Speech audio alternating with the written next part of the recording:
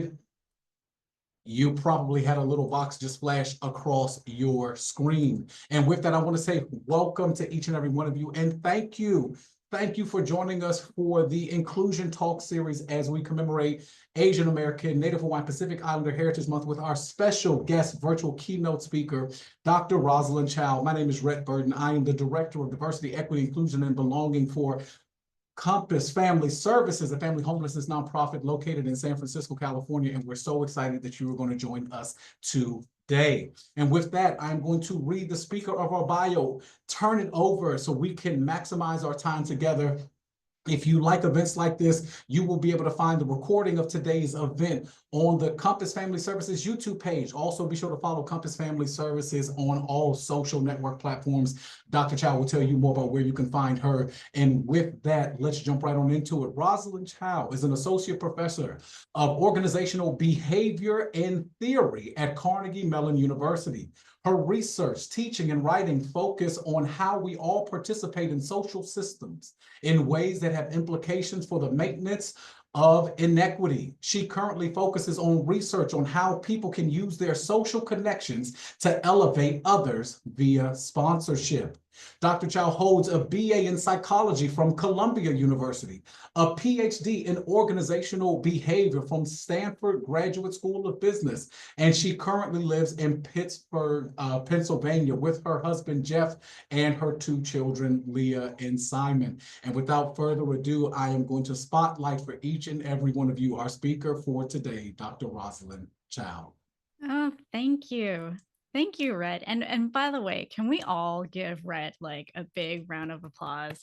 He just single-handedly let in all these people while simultaneously keeping up this very lively banter that it's a skill set that I normally associate primarily with radio DJs. I just think, Rhett, if this whole family services thing does not work out for you, which there is no sign that that would be the case. But even so, excellent job. Thank you all for being here today. I am coming to you from rainy Pittsburgh.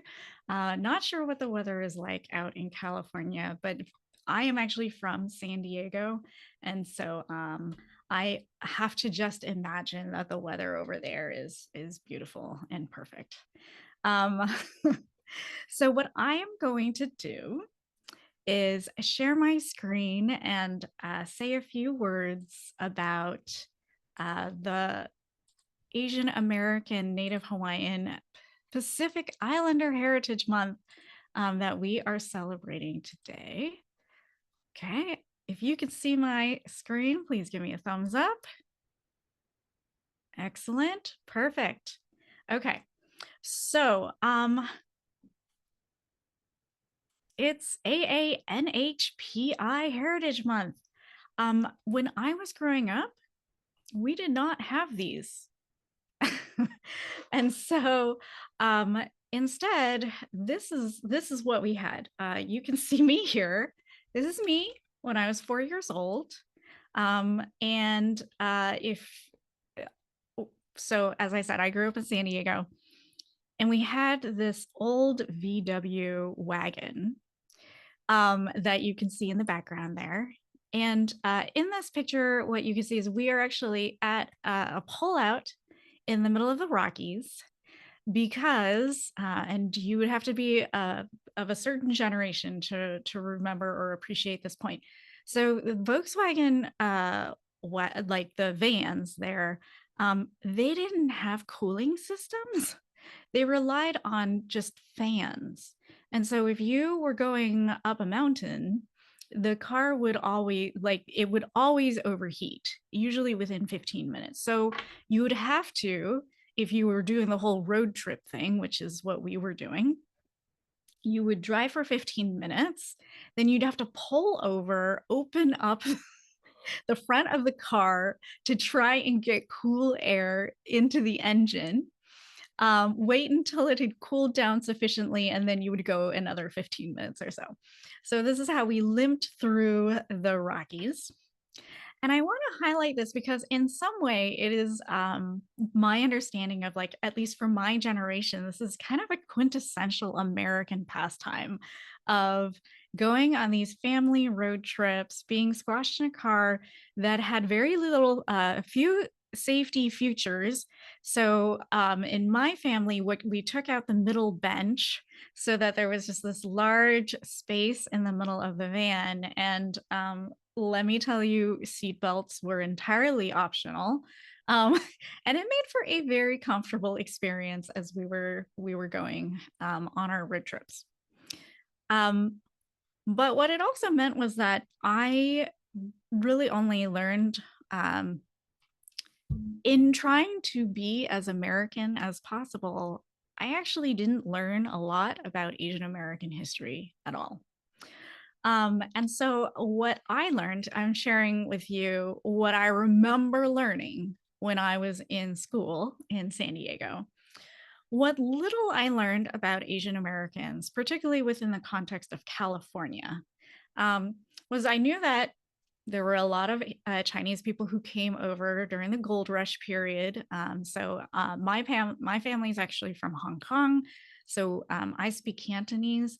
And in Cantonese, California is like, it directly translates into like, um, like yellow gold country. Actually, America as a whole is actually like beautiful country. So the Chinese people who were coming over really had in mind that America was this like amazing place where gold was just kind of like flowing down the street. Obviously, that was not the case. But Chinese workers showed up trying to take advantage of the gold rush. They then were very instrumental in helping make the transatlantic railroad system that we have in the United States. I did know that Chinese were actually um, like not legally allowed to become citizens. So that was something we covered as part of US history. And we did learn about Japanese internment camps. So these are some of the things that I learned as a person who grew up in California. I can tell you that after I went to college on the East Coast, that I don't know that a lot of my East Coast classmates actually got this same curriculum. So this may have been a uniquely Californian curriculum that emphasized kind of this Asian American history. Um, but the reason I wanted to show you the picture from the Rockies is that like there were so many things that I didn't learn about, and one of them, so we there were a couple of different riots and racially motivated massacres that happened in Californian history that I was not aware of.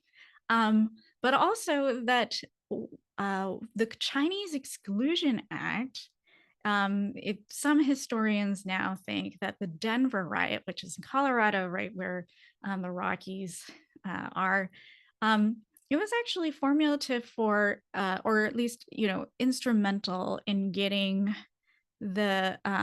Congress to pass the Chinese Exclusion Act, because that was when, after these riots and killings, there was this political understanding that there was this anti-Asian sentiment that was happening in the West, and politicians decided that they were going to take advantage of that anti-Asian sentiment that ended up resulting in the Chinese Exclusion Act that didn't get repealed until 1943. So quite a long time. And I bring this up as a way to say, well, one, not that I want to celebrate this kind of history, but it is history and it did happen. And what's perhaps unfortunate about all of this is that things that happened are not always known or talked about. And it isn't until we have instances like this where people share out about their learning that you actually learn about things that have happened that can shape how you understand either history or other people. And that's actually one of the things that I talk about in the book, The Doors You Can Open. So I'm going to pivot to talking about the book. But the reason I shared all of that with you, not just as a way to celebrate Asian American, Native Hawaiian, Pacific Islander history, it's this idea that unless people tell you, oftentimes you don't know. And so the really foundational idea behind The Doors You Can Open is the idea that there are lots of people out there who are worth getting to know, but they won't be known unless someone decides to talk about them. And so that someone who can be talking about other people could be you, and you can be the one to open doors for others. So that's one of the big points of the book. I'm going to start off by sharing the story of this woman. Anybody know this woman? You can put it in the chat if you, oops, sorry. You can put it in the chat if you know who she is. I was trying to get back into the chat here. Okay. Anyone?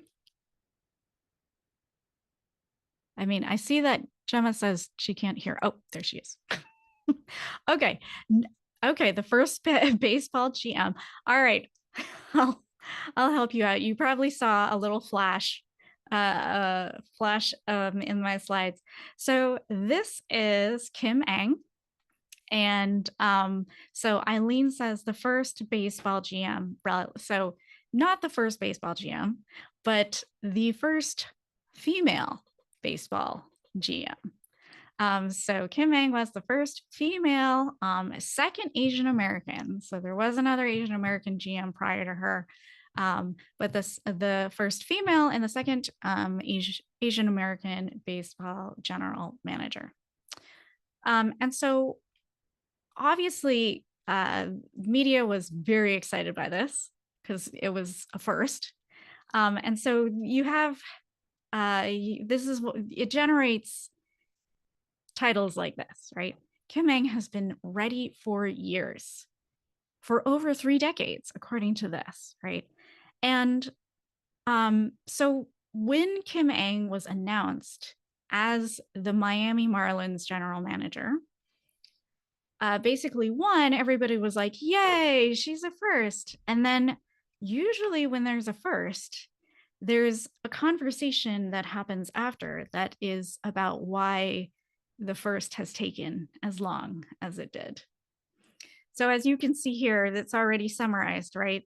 Kim Ang was somebody who had been a known entity in baseball for actually many decades prior to this point. She had actually interviewed for, by some counts, somewhere around 10 times for the general manager role.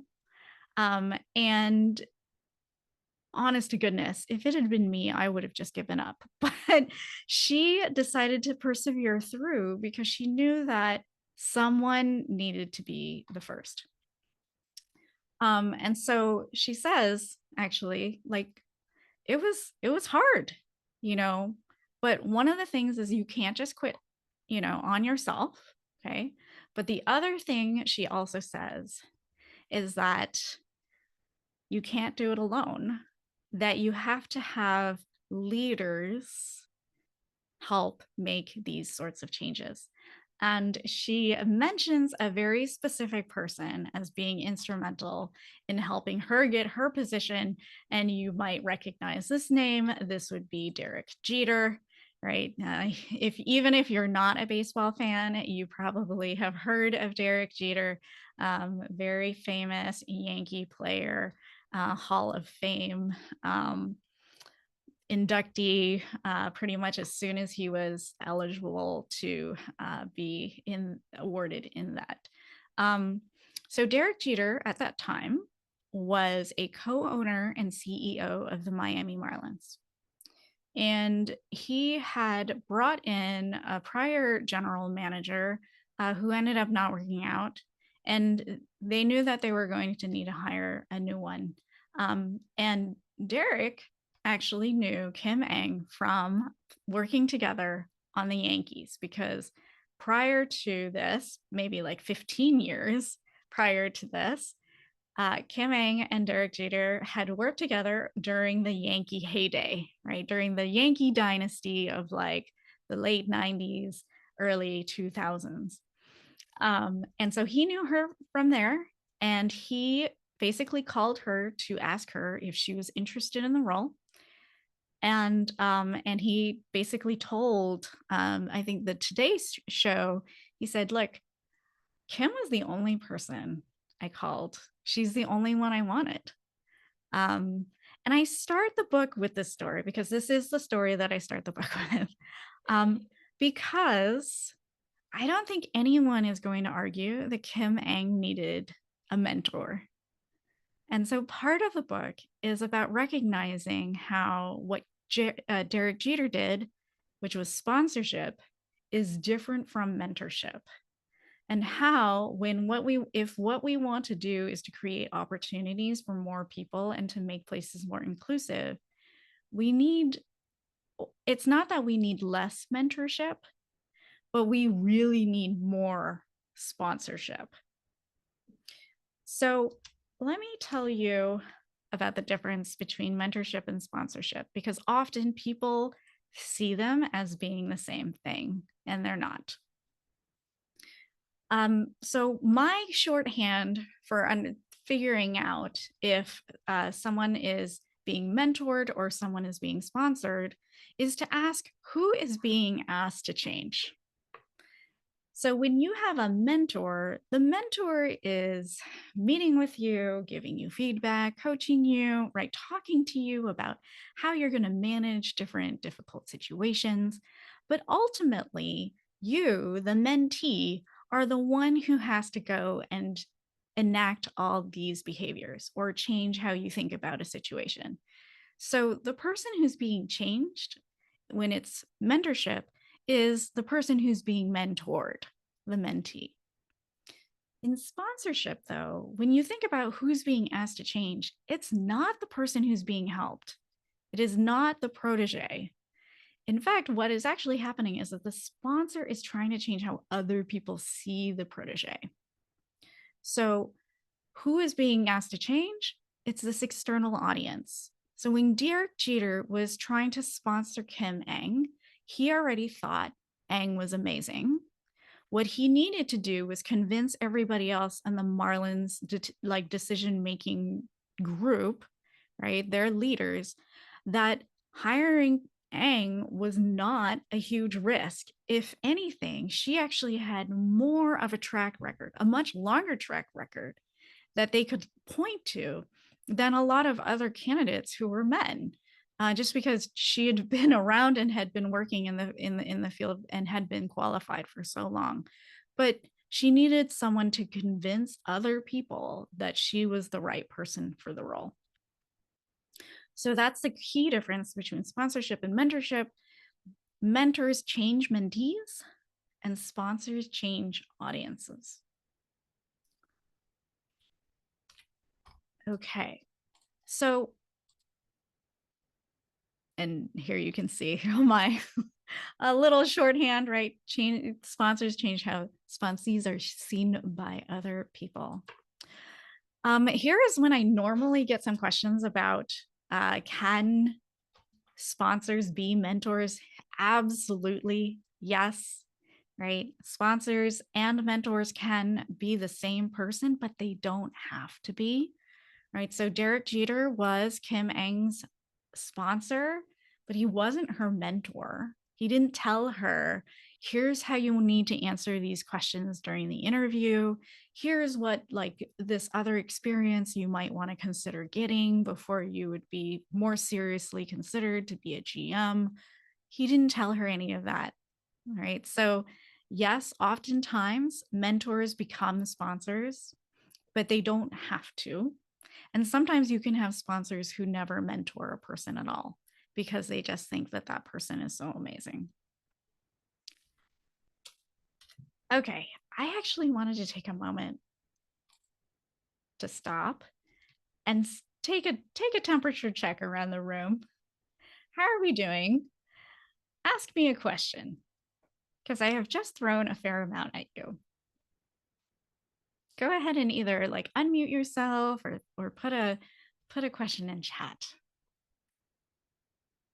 I have a question. For me, I'm really loving the concept between the difference of a mentor and a sponsor, and I'm just curious as to how you got there in really differentiating the two. Um, okay, Gemma, try me again. Can you rephrase the question? In terms of, differentiating between a sponsor and a mentor for just the introduction of your book, what led you to just, discovering the two, but then also how they are so different? Oh, okay. All right. So, um, this is going to get a little bit more academic than Gemma, what you had anticipated. So in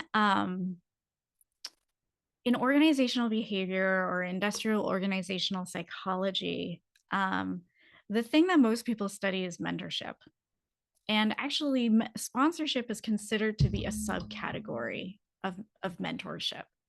So, and this is probably why most people see them as being the same thing, because even the academics for a long time saw them as being somewhat equivalent. And so they would kind of use the terms interchangeably. And I just considered that really problematic, because when I started thinking and looking more closely at what people were doing when they were sponsoring others, I was struck by the fact that there was this distinction that researchers weren't making, but it was sort of like baked into how they were asking questions. And it seemed very obvious to me that there were really like two types of ways that people could support colleagues at work. And one is you either change your colleague or you change the system around your colleague so that your colleague can shine or be thought well of, right? Or so that people understand what the strengths of your colleague might be. And so it was that insight that led me to generate this new way of thinking about sponsorship. Because if you actually go back into the literature, what you'll actually see is that when there's not really a good definition of sponsorship, a lot of academics either don't define it, or when they do, it's the definition is when someone uses their influence on the behalf of the mentee.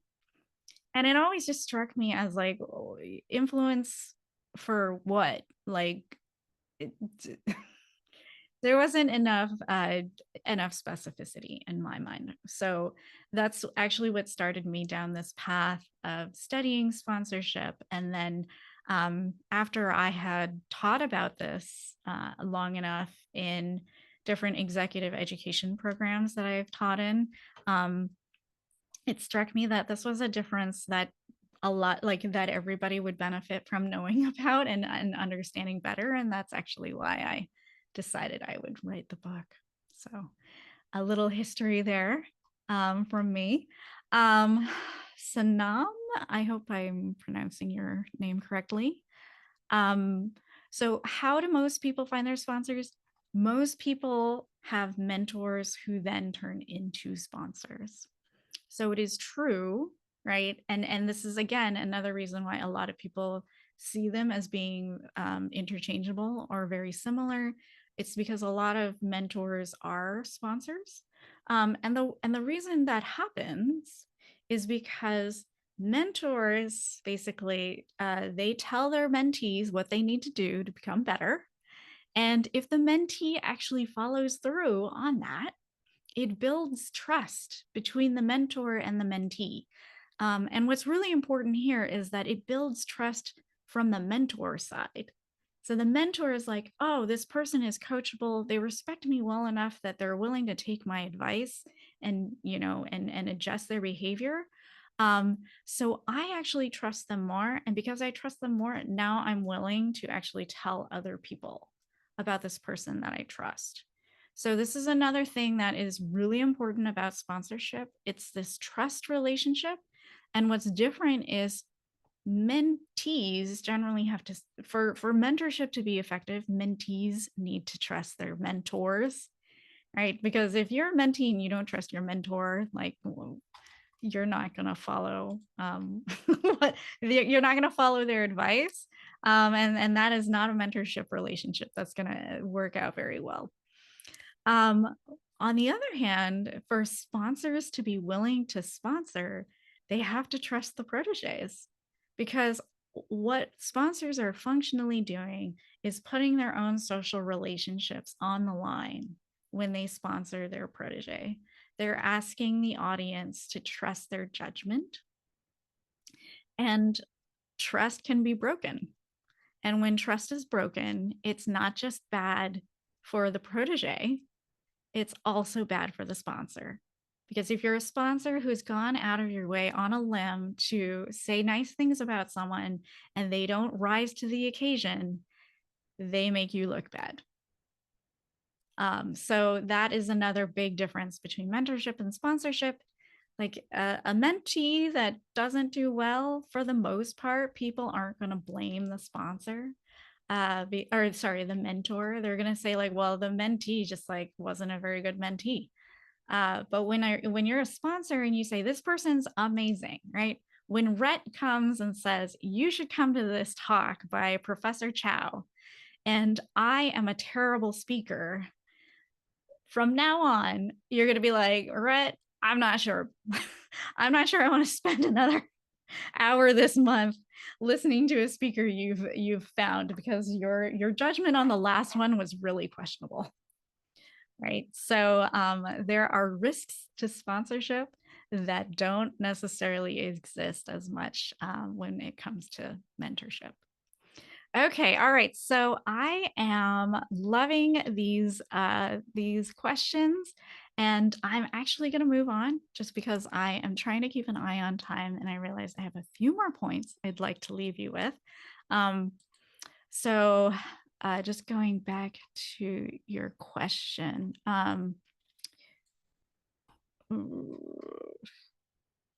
Okay. Yeah. Keith, hold that thought. Let's tackle that when we get to the Q&A, because I think that's a really good question. But I have a few things I want to talk about first. So hold that thought. Okay. All right. So going back to the slides. All right. A few things I want to debunk for you. One, for people who even like understand the difference between sponsors and mentors, the other thing they often think is that you can only be a sponsor if you're extremely powerful. And so a lot of us are like, I'm not going to sponsor them because I don't have enough standing in this situation. And that's understandable, right? We've just talked about the risks of sponsorship. And so for many people, there's this sense of like, well, I don't want to take that risk on. And so therefore, I'm not going to be a sponsor. And one of the things, that I talk a lot about in the book is, again, going back to this idea of trust. The reason sponsorship works is because people trust each other. And so anyone who is trusted by others can be a sponsor. And it also means that sponsorship is all over the place. Anytime we use other people's trust in us to change how they see other people, that is an instance of sponsorship. And so I'm going to tell you a slightly different story now. Okay, so yes, I talked about trust. All right, most people probably have no idea who these people are. This guy right here is David Weinlich, and this is Elizabeth Runs. Okay, And you're probably wondering, okay, what does this have anything to do with sponsorship? So I want to tell you the story of how these two got married. David Weinlich, when he graduated from college, was tired of his friends and family constantly asking him about when he was going to settle down. So depending on how old you are, this is a line of questioning that you may or may not feel very familiar with. But it's this idea that like he was just getting hounded by people in terms of when he was going to get married. And so one day on a lark, he just decides, I don't want to hear about this anymore. So he says, look, I'm going to get married on this day this year. It's going to happen. So from between now and then, I don't want to hear it anymore. Except that was like 3 years before the date. The specific date is kind of escaping me right now. I think it's like June of 1987 or something thereabouts, which you can tell in a way from some of the styles of the time. So he says, look, don't bother me until this date. But then January of that year, his friends and family are like, David, you are not, like, you just broke up with your girlfriend. You are not going to get married on this date that you have promised us. And one of his friends had just gotten back from a political convention and said, well, you know what? Here, let's do it this way. We will do it the political way. And what we're going to do is like, do you trust us? Do you trust us, David, your friends and family, to have your best interests at heart? Because if you do, what we're going to do is we are going to find candidates who are interested in being your wife. And then all of us are going to vote on who we think should be your wife. But the catch is that you have to trust us so much that whoever we choose is the person that you are going to marry. And David says, okay, sign me up. All right. So then they go on a campaign, they create commercials. They actually ended up getting picked up by like the Today Show. It went national. He got so many candidates who were interested in seeing if they would be the suitable bride. So the day comes, 25 final contenders show up at the Mall of America, and they campaign among David's friends and family. At the end of the afternoon, friends and family cast their votes, and it was unanimous. Everyone thought that Elizabeth Runs should be the winner. And so an hour later, after the votes were cast, she got a pro bono dress from there was like a bridal store in the mall who like offered to loan the dress for free. He got, spiffed up, and then they were married in the rotunda of the Mall of America. And I know it's a funny story. I also tell it because it is a story about sponsorship, because it's a story about trust. It is a situation where David Weinlich trusted his friends to pick the right person for him. And they did. And Elizabeth Runs also at the same time needed to trust his friends to know David well enough to be able to identify her as being the right match for David, right? So both of them had to trust David's friends and family, who in this situation were their sponsors. And then the two of them were brought together, right? Their relationship was changed because of the work of David's sponsors. So that's just one of the things I want to make sure that you understand is you don't have to be a person in power. You just need people who trust you. And as long as someone trusts you, they will most likely take your advice. And so it means then that you can do little things to change how other people see each other. And it doesn't take a lot. It does not need to be these very visible forms of sponsorship that I think most of us are very familiar with. So oftentimes when I ask people like, what do you associate with sponsorship? People will say, it's someone who is pounding on the table in the back room advocating for you, right? Or it's a person who is making sure that you have that your name is dropped in the right conversations. Well, I actually think that's absolutely right. But the thing is, dropping a name can be very subtle. It could be just as much as like, Rhett is great. Rhett has found lots of great speakers in the past. I trust him. So I'm going to be going to this next speaker series that he's organized. And you should too, right? And this is then so long as your friend trusts you and they're like, well, okay, you have good taste, you have good judgment, you like what Rhett does. Well, I'll go and check it out because I believe in you, right? I believe what you have to say. And so it doesn't take a lot. You don't have to sponsor in ways that are really highly visible. All it takes, for the most part, is just saying nice things about other people. And that is especially impactful for people who are not very visible or well known to others otherwise, right? So people who are relatively new or unknown. Okay.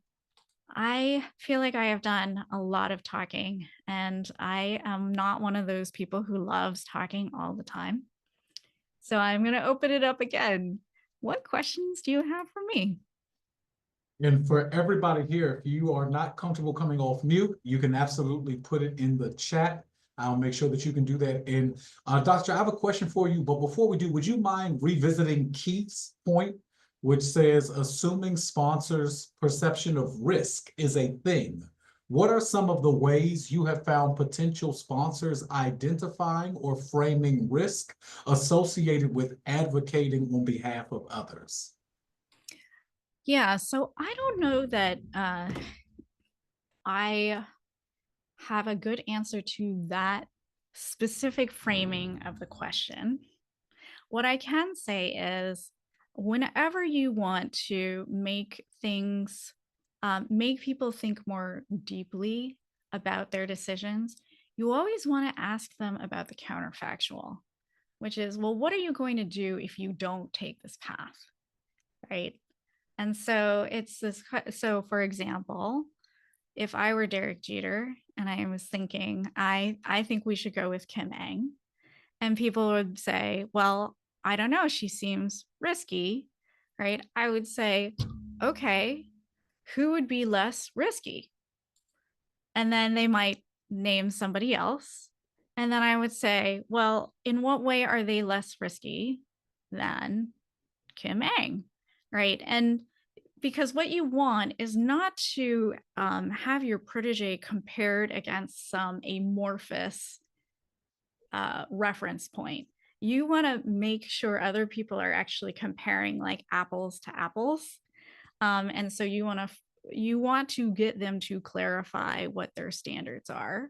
And once they make their standards known, that is when you can actually point to the strengths of your protege and basically say, okay, well, if your standards are X, Y, and Z, here is how my protege checks X, Y, and Z boxes.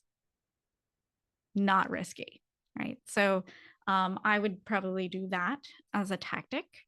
But a larger point I think I would make is that there are varieties of ways that you can sponsor, and some are more or less risky than others. So in the book, I have 4 categories of sponsorship that you can engage in. There's create and confirm. These are the positive versions. Create is when you have a situation where someone is a complete unknown, and so you are creating a positive impression of them for other people. So you can do this by like introducing people to each other and saying nice things about them, sharing other people's good news, especially to people who are unaware of that person. So a very common way of doing this, for example, is if somebody comes to you and they have a problem, you can say, you know, Grace is actually really great at that. You should go talk to her. Okay. And so to, because, right, I'm unpacking what's happening here. They wouldn't have come to you for help if they didn't trust you. And so then when you say, well, I know that like I trust Grace on this point or on this in this problem, right? She has expertise in these issues. Now I've helped create a positive impression of Grace for that person who has just come to me asking for help, right? And that's a very easy way to be a sponsor that is really not that risky. So if you are looking for ways to sponsor in the least risky way possible, my general advice is to only point to objectively verifiable facts, right? So you say Grace has an MBA, or I'm making this up, Grace, I'm sorry to put you on the spot. Grace has an MBA, she's specialized in finance, right? She's the one you want to talk about or talk to for this like finance question, like objectively verifiable information. Or you say, Giorgio, you know, won this award, right? And so like, what a great thing. Okay, objectively verifiable.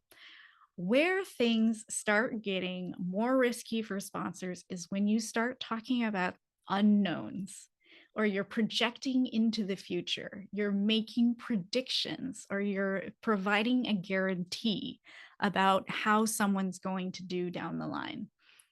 That is when sponsorship becomes risky because it requires more trust on the part of the audience.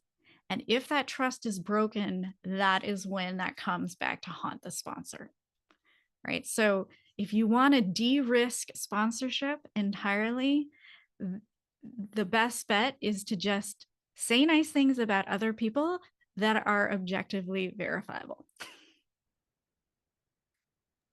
I hope that helped, Keith. Dr. Chow, question for you, because we Yeah. had some questions presented to me prior to today's talk. And one of the questions that I think a lot of people would gain value from is trust is a recurring theme in your work. What are some specific strategies that leaders can use to build authentic trust across lines of difference, especially when there's some historical harm or mistrust in the workforce? What's something that leaders can do they can tangibly walk away with? Yeah, so this one is a tricky one. And ultimately, what it comes down to, in my mind, is this idea of shared values.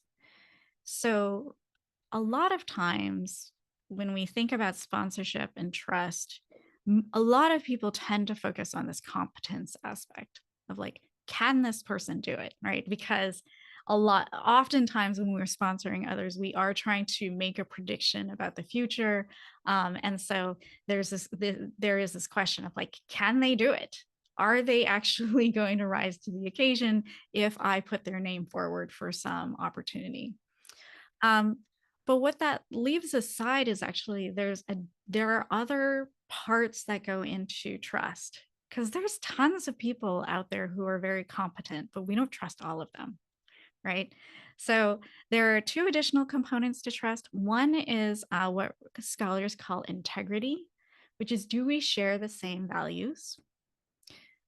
Because if we share the same values, then I probably would never ask you to do anything that would be against your values, and you're more likely to actually follow through on doing whatever it is that I've set you up for.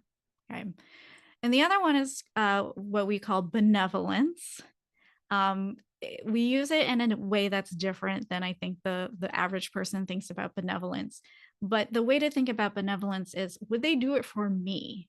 Do we have a close enough relationship where they would want to do this and they're willing to go out of their way to do this on my behalf. And so the strongest trust relationships are when you have all three, right? I don't know about the like, will they do it for me aspect. That one is the one that typically takes more repeated experiences to really get the sense of like, okay, we do have a personal relationship. And so where I tell people to start is actually with the shared values. Can you articulate what you care about and what motivates you? And I think this is particularly relevant for, for this group where you're so values driven. And one of the beautiful things about working for a values driven organization is that you can at least assume, hopefully, I mean, assume until shown otherwise, right? That your values are pretty much aligned, that you have particular hopes and dreams that everybody is working towards together. And that can be an incredibly strong binding force that gets you through a lot. And so as a leader, the question is, can you articulate the values of the institution or even your own personal values? Can you talk about your personal values in a way that makes it clear how they are aligned with the values of the organization, of the mission? Because if everybody else in the institution also shares those values, which presumably they do because they're working here, like that just makes it all the more easy to build that sense of trust between leaders and followers. So be clear on what your values are, be clear on what motivates you, and if you can, make it very easy to see how your values, your personal values, are translated into the work that everybody else is working toward. Thank you for that. Though I have other questions, I do want to see if anyone has a question for Dr. Chow, feel free to drop it in the chat. You can come off mute. Want to take advantage of her scholarship and expertise while we have her. Well, I'm going to, I do have more slides, so I can keep on going. And we can see where we end up. Like I said, I tend to be a person who prefers to have more chats than straight up lectures. All right, so I think that given how much time we have, this is a very good place, a good point for me to end on, which is a lot of times when we talk about sponsorship, people are like, okay, I need to go and find a sponsor. Who do I know who could sponsor me, right? And I'm sure I would not be surprised if that wasn't a thought that crossed many of your minds in the course of this conversation. Like, oh, okay, I have a mentor, but do I have sponsors? How do I find a sponsor? So my take on this is like, as a person who wants to be sponsored, you actually don't have a lot of control over this process. Because ultimately, it's the people who do the sponsoring who get to choose who they're going to sponsor. So the only thing you can really do is make yourself as sponsorable as possible, right? You make yourself easy to be sponsored. And what does that look like? It actually goes back a lot to the question that Rhett asked just a moment ago, right? It is about how do you make it easy for people to trust you? Be dependable, right? Do your job. Competence is table stakes in these situations. But the thing that's going to actually make you stand out is being clear on what your values are. And again, if other people can see what motivates you, what drives you, they share your values, they will trust you and they will want to sponsor you. Okay, so if you are trying to make yourself as easy to sponsor as possible, that is my recommendation. But my other recommendation, and the one that you actually see on the screen here, is you're much more likely to be sponsored if you sponsor other people first. And the way this works is that if you sponsor other people, you are essentially saying, hey, look at this great person, right? And what that suggests about you is that you're a person who pays attention to other people and that you notice the good work that they're doing and that you are generous in spirit and happy to, share out other people's good news. There is no version where that looks bad for you. And it makes other people look good and it makes you look good. The person you sponsor is going to love you for doing that. And they are going to want to sponsor you in turn, right? But also, once you start getting a reputation as someone who pays attention to other people, knows what other people's strengths are, right? People will know that you're the person to go to when they have a problem. Some of those problems are going to be problems that are a perfect fit for you.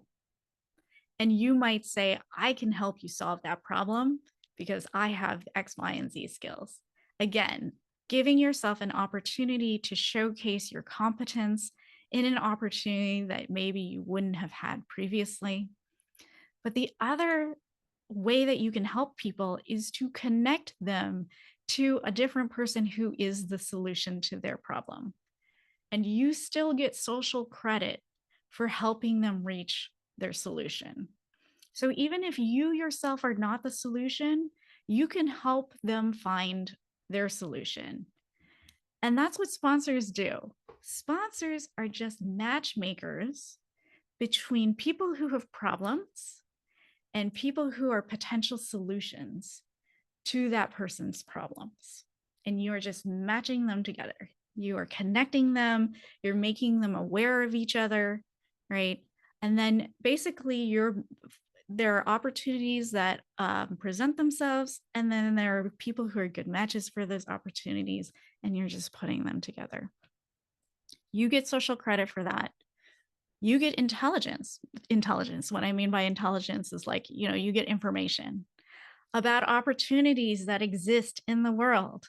And if some of those opportunities are the ones that would be great for you, now you have opportunities that you wouldn't have had access to previously. And now you have opportunities to impress other people so that they will want to sponsor you, even if they didn't necessarily want to sponsor you before. So obviously, make yourself easy to be sponsored. But if you really want to build a reputation so that other people will want to sponsor you, sponsor other people first, and then the rest will follow. And I think that's actually a great place for me to stop. And I would love to take questions. Thank you so much for that, Dr. I have a quick question as a follow-up that we got. And you mentioned that opening doors for others requires intention and sometimes courage. What advice do you have for someone who wants to be a better door opener, but is afraid of making a mistake or potentially facing pushback? Here's the other thing that I would say about sponsorship is that you should never think that you're alone, because there are always going to be rooms that you're not in or doors that you don't have access to. But you more often than not know people who are the people who will be in those rooms or could open those doors.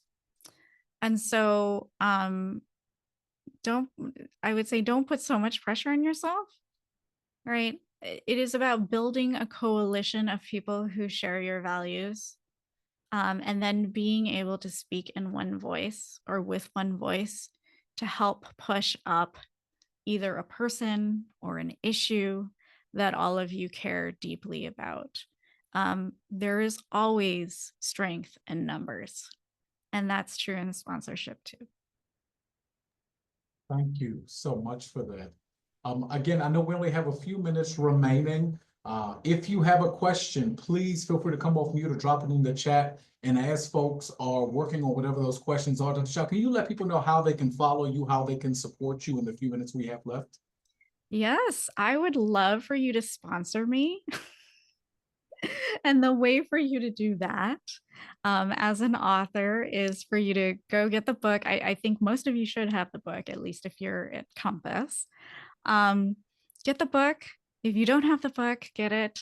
Leave a review. So actually, every single time you leave a review for something or a restaurant, a person, whatever, that is sponsorship, right? Because people who are looking at those reviews are their impression of a product or of this book, right, of these ideas are shaped by what you as a reviewer say. So if you find any of of this compelling or it resonates with you, please buy the book, please post a review, please share it with your friends. It makes a great graduation gift. So that would be a wonderful way to help me out. Feel free to get in touch with me if you would like to. I'm going to put my my email in the chat. And the other thing you can do if you are on if you're on LinkedIn is I like to sponsor people on LinkedIn. So I write up other people's research. I explain what they did. I explain what they find and why it's important for practitioners to know and understand these findings. So if you're really into social science research, I consider myself a good person to follow. But you don't have to take my word for it. You can listen to Keith here, who is sponsoring me. I would agree. A lot of your posts are fantastic and data and research driven. And with that, everybody, I know we've come to time. You can absolutely follow Dr. Chow on LinkedIn. I put it there. Support the book, The Doors That You Can Open. The link to the Amazon link is there. Please take a moment to open up a tab and fill out the post-event survey. I really appreciate each and every one of you for taking time out of your day to be here to learn more about the doors that you can open with Dr. Chow. Thank you so much, Dr. Chow, for all that you do. And remember, you can find the playback on YouTube. Follow Compass Family Services anywhere and everywhere you do social media. And I hope everybody has a fantastic day. Thank you, everyone. Yeah, thank you.